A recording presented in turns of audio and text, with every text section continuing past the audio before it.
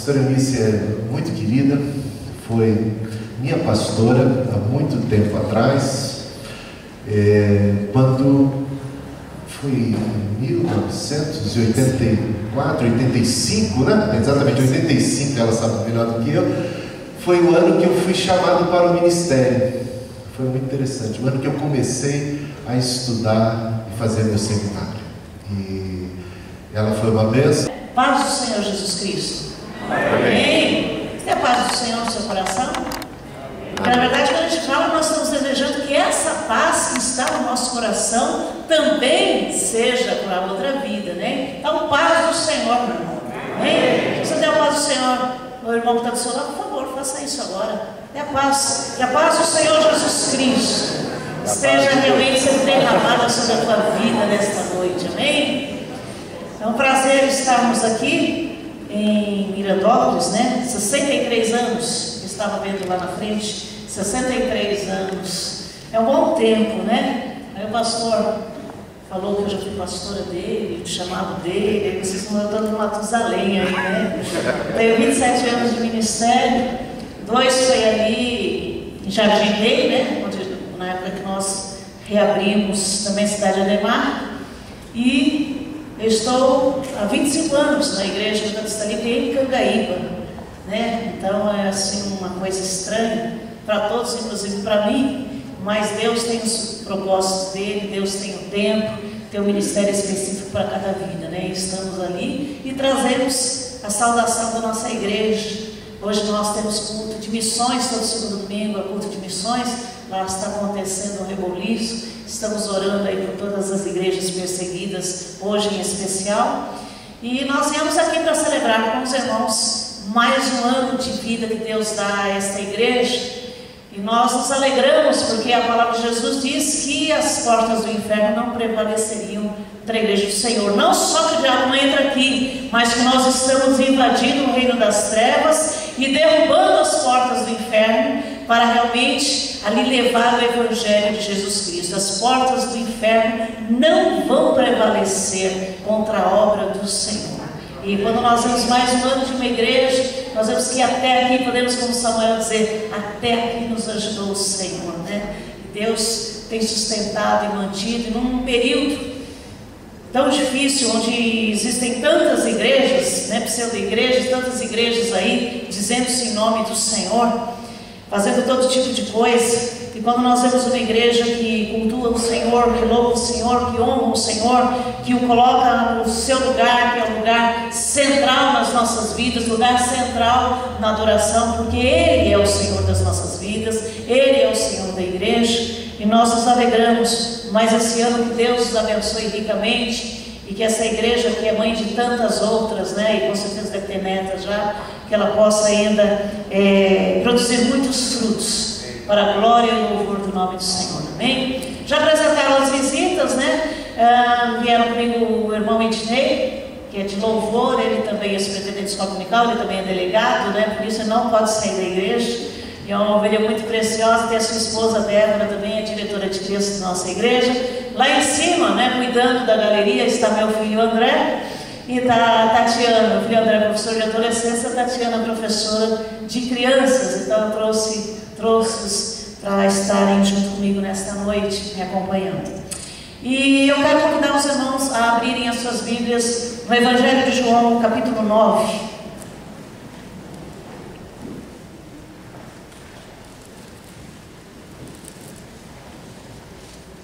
Evangelho de João, capítulo 9.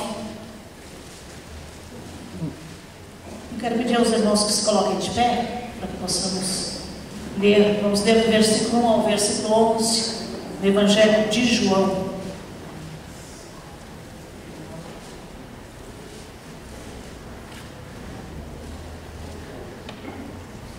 João, capítulo 9, amém? Vamos encontrar. Ao passar, Jesus viu um cego de nascença. Seus discípulos lhe perguntaram: Mestre, quem pecou, este homem ou os seus pais, para que ele nascesse cego? Disse Jesus: nem ele, nem seus pais pecaram, mas isso aconteceu para que a obra de Deus se manifestasse na vida dele. Enquanto é dia, precisamos realizar a obra daquele que me enviou. A noite se aproxima, quando ninguém pode trabalhar. Enquanto estou no mundo, sou a luz do mundo. Tendo dito isso, cuspiu no chão, misturou terra com saliva e aplicou aos olhos do homem. Então lhe disse: vá lavar-se no tanque de Siloé, que significa enviado. O homem foi, lavou-se e voltou vendo. Seus discípulos e os que anteriormente o tinham visto mendigando perguntaram: não é este mesmo homem que costuma ficar sentado mendigando? Alguns afirmavam que era ele, outros diziam: não, apenas se parece com ele. Mas ele próprio insistia: sou eu mesmo. Então, como foram abertos seus olhos? Interrogaram-nos eles. Ele respondeu: o homem chamado Jesus misturou terra com saliva, colocou-a nos meus olhos e me disse que fosse lavar-me em Siloé. Fui, lavei-me e agora vejo. Amém? Os irmãos podem se assentar. Quando nós vemos esse texto da palavra do Senhor, ele fala acerca de um homem. Não sabemos a idade desse homem, não nos diz, mas era um homem, era adulto, já tinha passado um bom tempo de sua vida. E o texto nos informa que ele era cego, e era cego de nascença. E ele estava ali provavelmente, esmolando ali a porta do templo, estava ali esperando. E provavelmente alguém todos os dias o tomava pela mão, o conduzia até aquele lugar, o deixava ali. E ele ficava o dia todo ali sentado, ouvindo sons, o cego acaba desenvolvendo outros sentidos para facilitar, porque ele perde a visão e ele consegue aumentar ali os outros sentidos através da percepção. Ele vai ouvindo e ouvindo ali pessoas que vinham vindo, acho que ele nem sabia quem era, e ele já começava a pedir que alguém desse alguma esmola, que alguém desse alguma coisa. E ali Jesus vinha passando, e aquele homem estava ali assentado. Aquele homem não tinha como olhar para Jesus, ele não tinha como perceber, ele apenas pelo som ele percebia as pessoas chegando, mas ali ele não percebia que Jesus estava vindo. E Jesus, passando naquele lugar, olhou e viu aquele homem, e Jesus se compadeceu, e Jesus se aproximou daquele homem. E a gente fica vendo, a primeira coisa aqui interessante é que muitas vezes nós estamos tão envolvidos na nossa luta, no nosso problema, no nosso sofrimento, na nossa dor, e nós nem percebemos a proximidade, quando Jesus está vindo ao nosso encontro. E Jesus ali viu aquele homem, e ainda Jesus continua olhando e nos percebendo. Jesus continua olhando e sentindo, vendo a nossa dor, o nosso sofrimento, mas não só olha e nos vê, mas ele olha, ele vê, ele sente a nossa dor, ele sente o nosso sofrimento, ele se aproxima de nós, ele fala conosco. Algumas vezes nós nem o percebemos, algumas vezes nós não conseguimos identificar, mas ele continua se aproximando, se dirigindo a nós, falando conosco. E Jesus ali chegou perto daquele homem, e os discípulos então perguntaram: Senhor, por que ele nasceu cego? Qual o problema? Ele pecou? Seus pais pecaram? Qual a razão dele estar nessa situação? E havia uma crença de que podia-se pecar antes de nascer. Jacó e Esaú brigavam no ventre materno. Então havia essa crença, os pais ali comeram as uvas verdes e os dentes dos filhos que se embotaram. Então, ele está carregando a culpa de seus pais. O que está acontecendo? Porque aquele homem, ele vivia um sofrimento e já nasceu com aquilo. E algumas vezes nós nos perguntamos: por que é que eu tenho passado todo esse problema? Por que eu tenho passado por toda essa situação? Por que é que eu trago na minha vida a dor, o sofrimento? Algumas pessoas não sabem, por exemplo, quem são seus pais. Algumas pessoas, a gente fala às vezes que não parece justo, Algumas pessoas nascem numa família estruturada, com condições, num país onde ele tem tantas vantagens, tantas possibilidades, É justo, de repente, uma pessoa nascer num país desenvolvido, numa boa família, ter todos os recursos, e um outro nascer, de repente, lá na África, sem condições, padecendo desde a infância? A gente fala, parece às vezes que as coisas não são justas com as pessoas, porque alguns nascem com tanto e outros com tão pouco, porque alguns nascem com tantos privilégios e outros parece que já nascem com tanto sofrimento, com tanta dor, parece que já traz consigo ali alguma coisa, né? Já vem de um lar sofrido, muitas vezes já é rejeitado desde a infância, muitas vezes já vem sofrendo desde que nasce. Aquele homem estava assim, e eles perguntam, Senhor, por quê? Quem pecou? E Jesus responde, nenhum nem outro, nem ele nem seus pais. Mas o que acontece é que Deus quer manifestar a glória dele. Deus tem um plano, Deus tem algo a realizar nesta vida.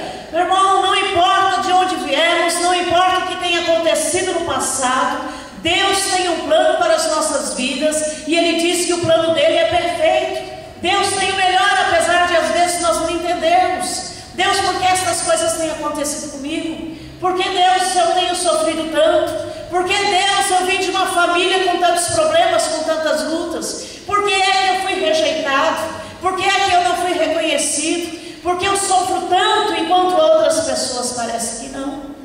Deus tem um plano para cada vida.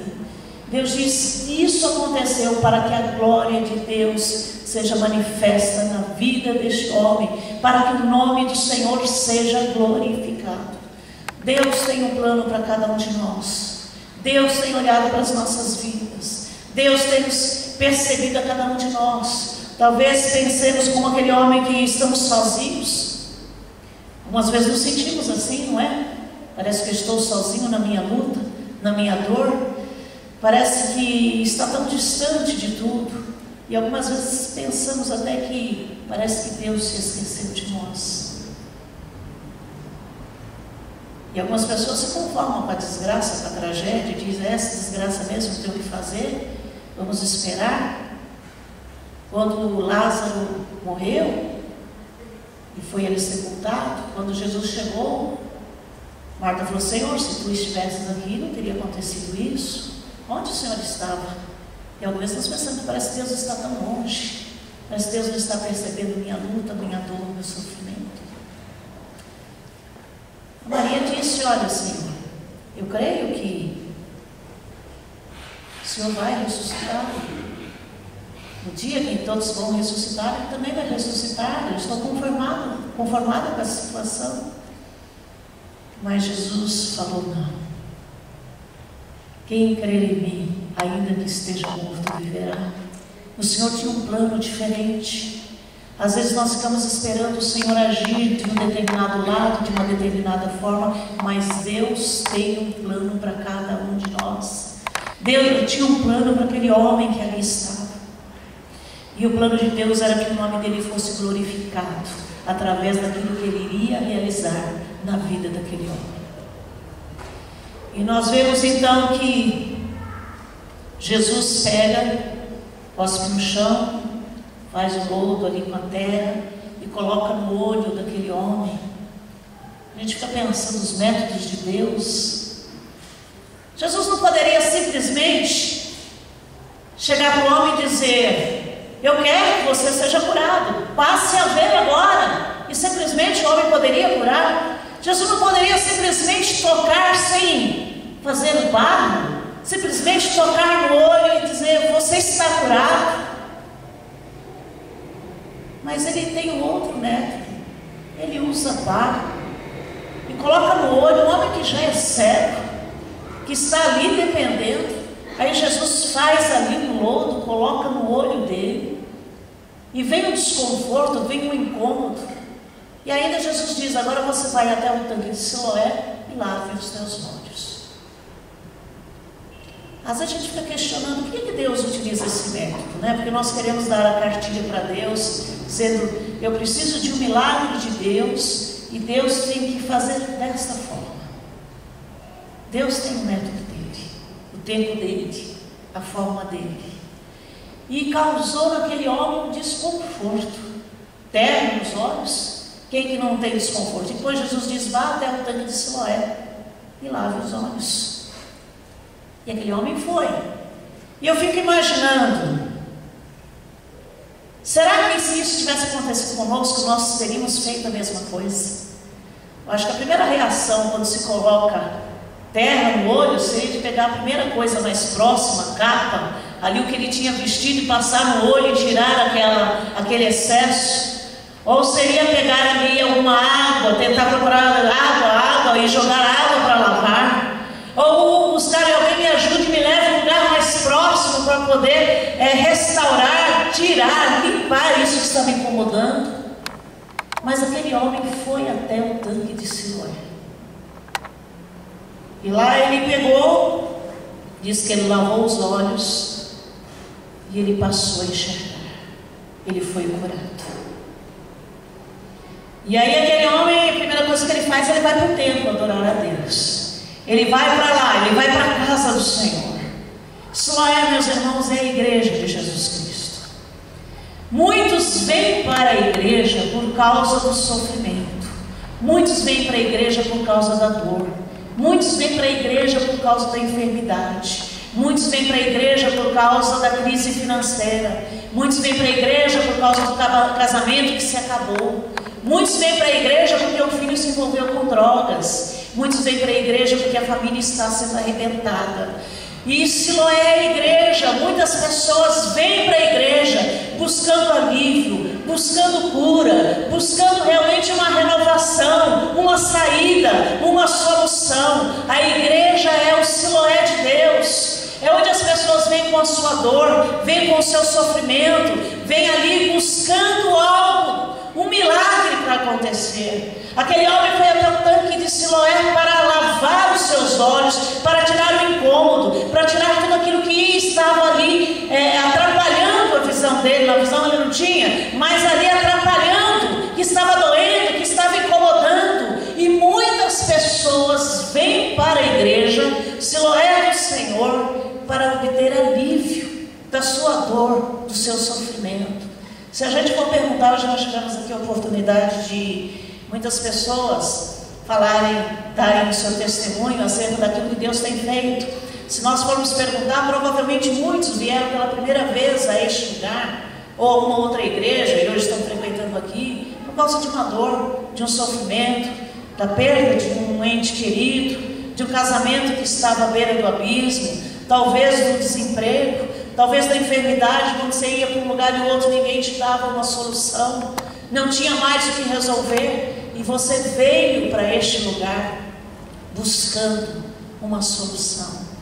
Ainda hoje existem pessoas que vêm para a igreja em busca de um milagre, em busca de um alívio, em busca ali de uma cura, em busca de se livrar ou amenizar o desconforto. Deus muitas vezes tem utilizado esse método, trazendo pessoas para a sua casa, para que aqui elas possam ter os seus olhos lavados e serem curadas, para que aqui aconteça o milagre do Senhor. Assim como aconteceu com aquele homem, ainda hoje Deus tem feito milagres. Haja visto tantos testemunhos que nós tivemos hoje aqui. Deus continua operando neste lugar. E aí nós vemos que depois, quando ele deixa de ser cego, ele passa a enxergar. E quantos vieram para a igreja porque precisava de um milagre? E veio e o milagre aconteceu. E veio aqui e orou pela sua vida, e Deus fez algo na sua vida. Aquele homem estava nas trevas, agora ele passa a enxergar. Mas ele ainda não viu Jesus. Ele ouviu a voz de Jesus. E aí as pessoas começam a perguntar: quem te curou? Este era o cego? Não pode ser, parece com ele. Ele nasceu cego, como é que ele pode enxergar agora? Não pode ser esse. E é isso que a igreja faz. As pessoas mudam tanto na sua vida que as pessoas falam: não, essa pessoa não pode ser aquela, é parecida com ela, não pode ser a mesma pessoa, porque mudou muito. Não é possível que isso tenha acontecido. Houve uma transformação tão grande. Não é possível que era aquela pessoa que hoje nós estamos vendo. Mas mudou, porque a igreja ela muda a vida das pessoas. As pessoas vêm para cá por causa de uma luta, ela vem para cá por causa de um sofrimento, ela vem para cá buscando uma solução. Muitas vezes ela vem para cá como iria para qualquer outro lugar, mas quando elas entram neste lugar, um milagre acontece. Amém, Jesus. Então essa foi a primeira etapa da vida deste homem. Ele foi curado. E muitos vieram e foram curados. É o primeiro estágio. E aí quando os homens falam, não é, aquele homem não é, parece, não parece, vamos chamar os seus pais. Pergunta para ele, você, quem foi que fez isso? Um homem. Foi o homem chamado Jesus. Foi o homem chamado Jesus. Não sei como ele é, nunca o vi, mas ele chegou, ele fez lodo, colocou nos meus olhos, disse, vai lavar. Eu vim, lavei e estou vendo. Eles falam, não é possível. Aí chamam os pais, é esse seu filho mesmo? Confirmam que é nosso filho. E ele era cego. Quem fez isso? Pergunta a ele. Ele sabe quem foi que fez? Já é grande o suficiente, perguntem a ele, ele vai dizer a vocês. E aí então, ele diz, olha, e começa um diálogo ali, entre os religiosos da época, e eles falam, quem foi esse homem? Aí está no versículo 17, ele disse, o homem respondeu, o homem que era cego antes, ele é um profeta. Ele é um profeta. E até hoje muitas pessoas vêm para a igreja por causa do desconforto, passam esse primeiro estágio que é de ter um alívio para as suas almas. E quando perguntam quem é Jesus, Jesus é um profeta. Para muitos Jesus é um profeta, não é? Muitos acham que Maomé é um profeta, Jesus foi mais um profeta. Então nós vemos muitas religiões aí, muitas pessoas acham que Jesus foi um grande homem, foi um profeta. Não mais que isso. Ele ainda continua no seu diálogo aí, no versículo 25, eles continuam perguntando para ele, dizendo, ele era um pecador, não poderia ter te curado? Ele diz, não sei se é pecador ou não, uma coisa eu sei, eu era cego, agora eu vejo. Eu sei que esse homem é poderoso, ele tem poder. Muitas pessoas veem Jesus como alguém que é poderoso, que é profeta. E eles continuam perguntando para ele, aí no versículo 27, eles perguntam de novo para o homem, ele disse, no versículo 27 ele responde, eu já lhes disse e vocês não me deram ouvidos, por que querem ouvir outra vez? Acaso vocês também querem ser discípulos dele? Ele fala, Jesus é mestre, fala, Jesus é profeta, Jesus é poderoso, Jesus é mestre. E tem muitas pessoas na igreja que creem em tudo isso também. Jesus fez um milagre na minha vida, eu sei que Jesus foi um profeta, Jesus é poderoso, Jesus é mestre, mas muitas religiões também veem Jesus dessa forma apenas, né? Nós falamos que muitos acham que ele foi um grande profeta, eles falam que Jesus é poderoso e creem. A palavra de Deus diz lá em Tiago, você crê em Deus, fazes bem, até os demônios creem e tremem. Crer só em Jesus não é o bastante, tem muita gente que crê em Jesus. Já visto que o nosso país é um país considerado cristão. Você vai perguntar para qualquer pessoa se crê em Jesus, não crê em Jesus. Foi feita uma pesquisa, tinha um livro chamado Jesus Cristo é o Senhor, lá na década de 70 da ABU. E esse livro ele é um compêndio de um encontro que teve sobre Jesus Cristo, o senhorio de Jesus Cristo. E eu lembro que um dos autores de um dos capítulos, né, cada capítulo é um autor, ele disse que ele veio ao Brasil, ele é francês, ele veio ao Brasil fazer uma pesquisa sobre como é que as pessoas no Brasil reconheciam Jesus Cristo. E ele disse que ele começou a andar, ele disse que ele chegou no Rio de Janeiro, chegou lá, viu o Cristo Redentor de braço aberto, né? Braços abertos, Cristo Redentor, ele falou, nossa, país crê em Jesus, né? Tem o Cristo Redentor já recebendo todo mundo que chega aqui. Diz que ele foi lá caminhar pelas praias do Rio de Janeiro, viu lá um homem lendo um livro de filosofia, falou, vou perguntar a ele se ele sabe quem é Jesus. Aí falou para ele, você conhece Jesus? Você já ouviu falar de Jesus? Ele falou, sim, Jesus foi um grande filósofo, foi um grande pensador, foi um homem que transformou o seu tempo, Foi um homem que revolucionou, conseguiu levantar muitos seguidores e deixou conhecimentos, deixou ensinamentos que até hoje, no mundo todo, tem feito as pessoas acompanharem e crerem nesse Jesus. Ele falou, tá bom. Ele continuou e viu ali um rapaz vestido, seguidor do Hare Krishna, né? E disse que perguntou para ele, sabe quem é Jesus? Sim, Jesus foi um grande líder. Um líder religioso, foi um grande profeta. Ele realmente mudou ali o seu tempo, ele realmente chegou e trouxe algumas coisas novas. Ele foi um profeta, foi um homem realmente que representa uma religião. Diz que ele foi lá para o Mato Grosso, lá no interiorzão do Mato Grosso, e viu um senhor. Falou, você conhece Jesus Cristo? Falou, Jesus, olha moço, eu estou há pouco tempo aqui nesse lugar, ainda não me apresentaram esse Jesus. Mas acho que vão me apresentar, ele deve ser algum morador aqui da região, vão conhecer.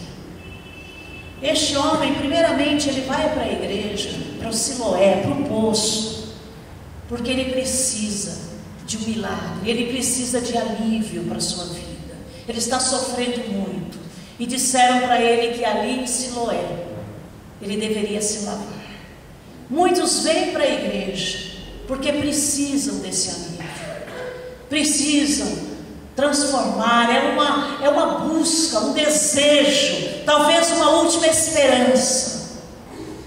Depois nós vemos um outro tipo de pessoa, que é aquela pessoa que vem para a igreja por causa de uma luta, fica ali, reconhece Jesus como um grande líder, reconhece que Jesus é poderoso, reconhece que ele foi mestre e até obedece e segue alguns dos seus ensinamentos. Essa é a segunda fase. Mas vem a terceira fase da igreja, que é quando Jesus se encontra com esse homem. Jesus aparece ali e Jesus pergunta, está no versículo 35 aqui. E quando ele foi expulso ali do templo, e ao encontrá-lo, Jesus disse, você crê no Filho do Homem? Você crê no Filho do Homem? Ele disse, quem é ele? Quem é esse para que eu venha crer? Quem é ele? Sou eu que estou falando contigo. Jesus se revela a ele. Você crê? E Jesus diz no versículo 37, você já o tem visto, é aquele que está falando com você. Há um momento na Siloé, em que é o momento do encontro, o momento da revelação, o momento que nós podemos nos encontrar e reconhecer Jesus Cristo. E aí nós vemos essas três reações desse homem, que antes era cego. Versículo 38, então o homem disse, Senhor, eu creio, e o adorou. É a terceira fase, é o terceiro estágio. Eu creio. Primeira coisa, todo aquele que crê no Senhor Jesus Cristo não venha a perecer, mas tem a vida eterna. Está lá em João 3,16. É necessário não só ir para a igreja para receber alívio. Recebemos alívio porque Deus tem misericórdia, Deus nos abençoa, Deus nos cura, Deus reverte a situação, Deus quebra as barreiras, Deus muda os corações, Deus transforma as vidas, Deus continua fazendo milagres nos nossos dias, no nosso meio, na nossa vida. A segunda fase é aquela de ver, eu creio no Senhor, eu acredito, Ele é meu mestre, Ele é realmente aquele que veio, que revelou, Jesus é poderoso, eu creio no poder desse Deus. Mas a terceira fase é a fase da intimidade, é a fase do conhecimento, é a fase da conversão diante do Senhor. Primeira coisa que ele diz, Senhor, eu creio. Tem que crer no Senhor Jesus Cristo. Há muita gente dentro da igreja que entra e sai, se sente bem ali, se sente aliviado, tem uma família, tem pessoas que oram por ele, tem pessoas que o abençoam, né? Tem música gostosa, música boa, música de adoração, música que nos envolve. Vamos lá, levamos os nossos problemas, levamos as nossas petições e algo acontece. Cremos no poder de Deus, mas aqui ele vê um crer diferente. Senhor, eu creio de toda a minha alma, eu creio de todo o meu coração. Eu ouvi